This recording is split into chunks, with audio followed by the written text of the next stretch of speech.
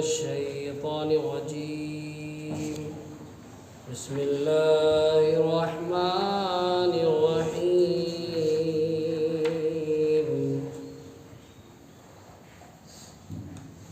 سبحان الذي يسرى بعبده ليلا من المسجد الحرام إلى المسجد الأقصى الذي باركنا حوله لنريه من آياتنا إنه هو السميع البصير صدق اللہ العظیم۔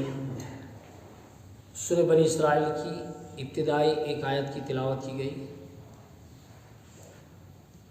بنی اسرائیل حضرت قتادہ رضی اللہ عنہ فرماتے ہیں کہ یہ سورت وَإِن كَادُوا لَيَفْتِنُونَكَ سے لے کر نصیرہ تک 8 آیتوں کے علاوہ مکہ مکرمہ میں نازل ہوئی۔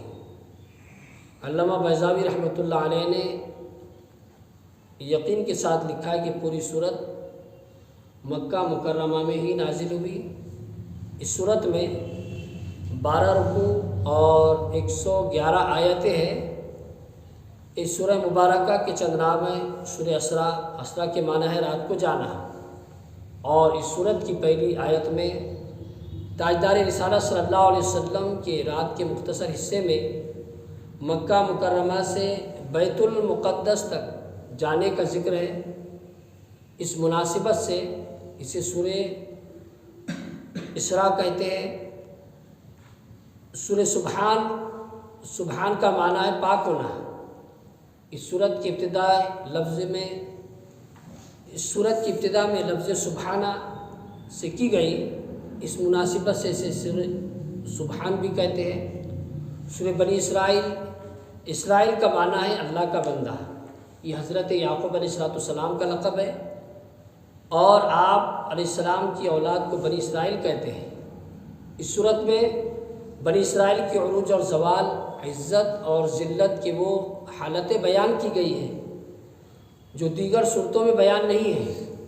اسی مناسبت سے اس صورت کو بنی اسرائیل کہتے ہیں، اور یہی اس کا مشہور نام ہے۔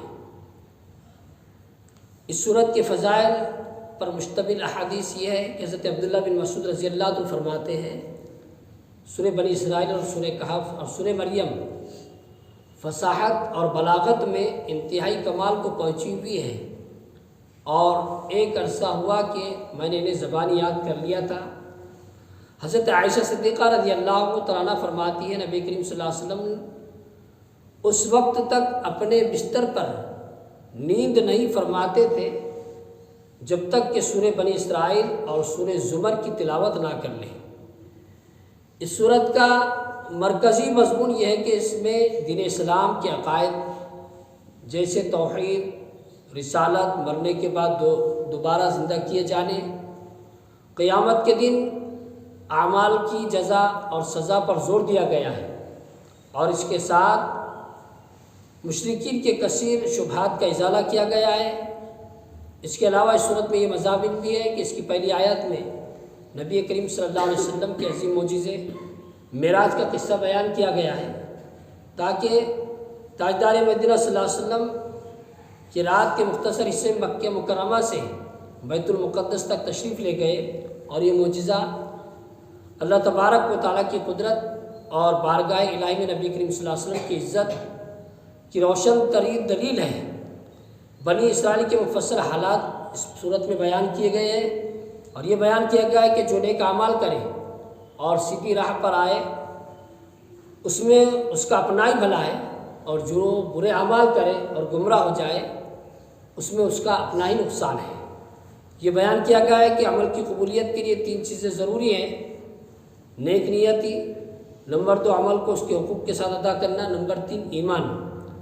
اجتماعی زندگی گزارنے کے بہترین اصول بیان کیے گئے، جیسے والدین کے ساتھ اچھا سلوک کرنا، ان کے بارے میں دیگر احکام بیان کیے گئے، فضول خرچی سے منع کیا گیا ہے اور میانہ روی اختیار کرنے کا حکم دیا گیا ہے۔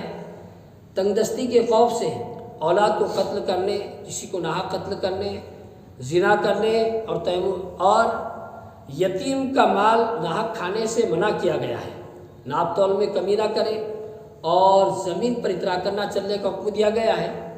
قرآن پاک نازل کرنے کے مقاصد بیان کیے گئے ہیں۔ حضرت آدم علیہ السلام اور فرشتوں کا انہیں سجدہ کرنے والا واقعہ بیان کیا گیا ہے۔ قرآن پاک کے بے مثل ہونے کو بیان کیا گیا ہے۔ حضرت موسیٰ علیہ السلام اور فرعون کے واقعے کا کچھ حصہ بیان کیا گیا ہے۔ قرآن پاک کو تھوڑا تھوڑا نازل کرنے کا حکمت اور اس کا سبب بیان کیا گیا ہے۔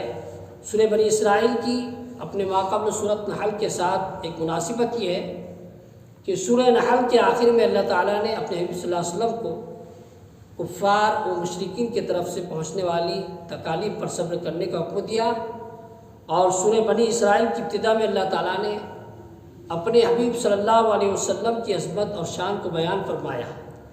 دوسری مناسبت یہ ہے کہ ان دونوں صورتوں میں انسان پر اللہ تبارک و تعالیٰ کے انعامات اور احسانات کو بیان کیا گیا۔ تیسری مناسبت یہ ہے کہ سورہ نحل میں بیان کیا گیا ہے قرآن کسی بشر کا کلام نہیں ہے، بلکہ اسے اللہ تعالیٰ نے نازل فرمایا ہے، اور سورہ بنی اسرائیل میں قرآن پاک نازل کرنے کے مقاصد بیان کیے گئے ہیں۔ اللہ تبارک و تعالیٰ ارشاد فرما رہا ہے، بسم اللہ الرحمن الرحیم، اللہ کے نام سے شروع جو نہایت مہربان رحمت والا ہے۔ صدق اللہ العظیم۔